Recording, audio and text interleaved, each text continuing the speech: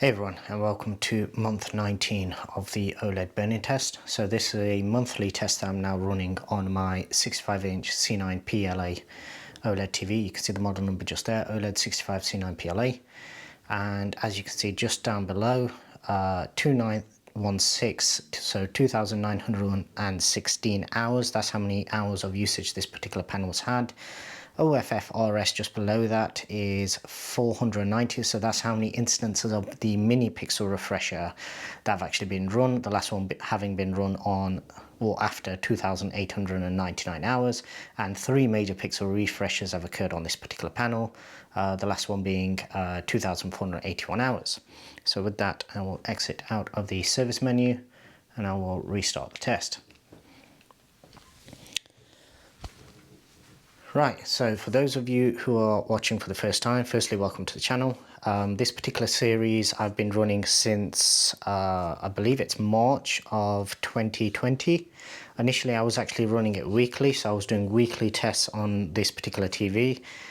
The idea behind the videos is just to show you real-world usage and how it affects the panel on any modern OLED TV. So by modern OLED, what I mean is any of the panels that were produced post 2019. So I believe this may have actually been applied to some very, very late B8, C8 models, but for the most part, it's anything that is B9, C9, G9, I believe it was, Gallery Series 9, and obviously the wallpaper TVs as well. But wallpaper TVs are a completely different ballpark, and anybody buying wallpaper TVs probably won't be too interested in burning because they're not really used in that particular way. But as you can see, so this one, as you'll be able to see from the channel, there is a full playlist. I will have it linked down in a card in the description, also linked as a playlist at the end of this particular video. Initially, for the first year, I was actually doing it weekly. Once it passed 12 months of usage, since then I've basically been running the test monthly. The idea behind the test is just so then you can actually see for yourself how the panel's actually reacting, going through all of these sort of color checker cards, as well as from pure black as it is now, and it will go through into pure white. For just as a sort of shortcut for anybody who doesn't really want to watch the full video, as you will see and as I've experienced, that there's literally nothing wrong with this particular panel. Now I'm approaching 3,000 hours, which is actually quite high considering how much initial usage the panel actually had, and also because of how many long periods we've actually had where we just haven't used the TV that much at all once the kids went back to school, all that kind of thing. And also because I've been working throughout lockdown, there's also been periods where, due to work hours and everything like that, I've not really used the TV much. During lockdown, there wasn't much sports on. That's the main sort of use case for this.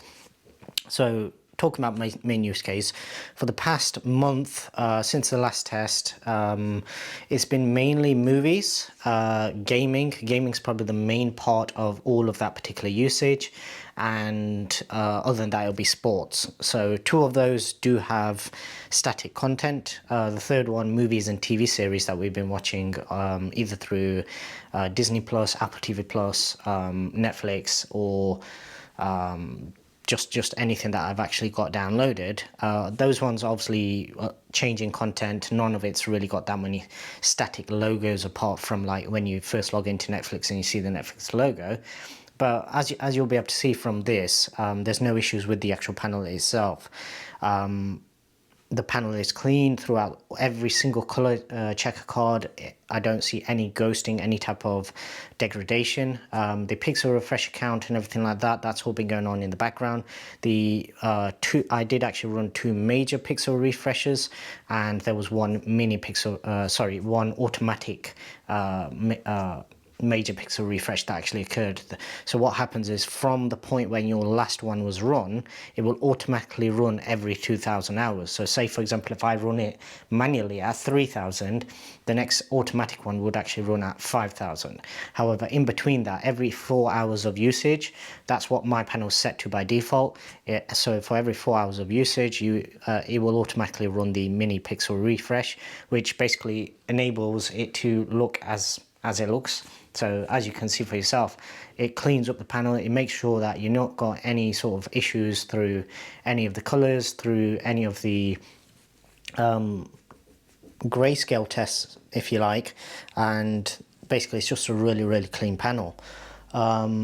In the past I have mentioned a few occasions, I think there's maybe 2 or 3 occasions when I did have a little bit of ghosting or something like that. Most of that was actually down to WebOS crashing, and I do have videos on my channel how to identify if WebOS has crashed and also how to fix it as well.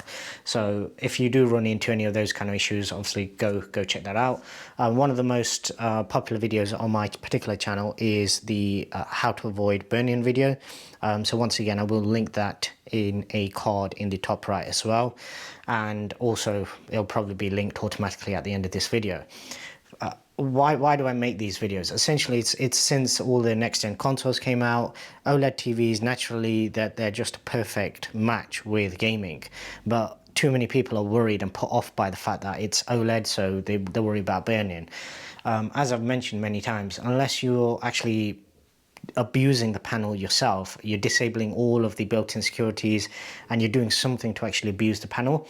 As you can see, we've used this for hours on end, sometimes during lockdown last year and the periods when the kids were off school for long months at end.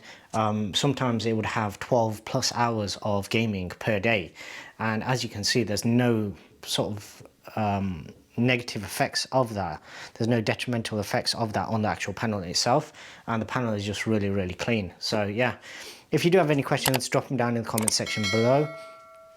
I do also recommend obviously going and checking out that other video, and other than that, I'll see you in the next one.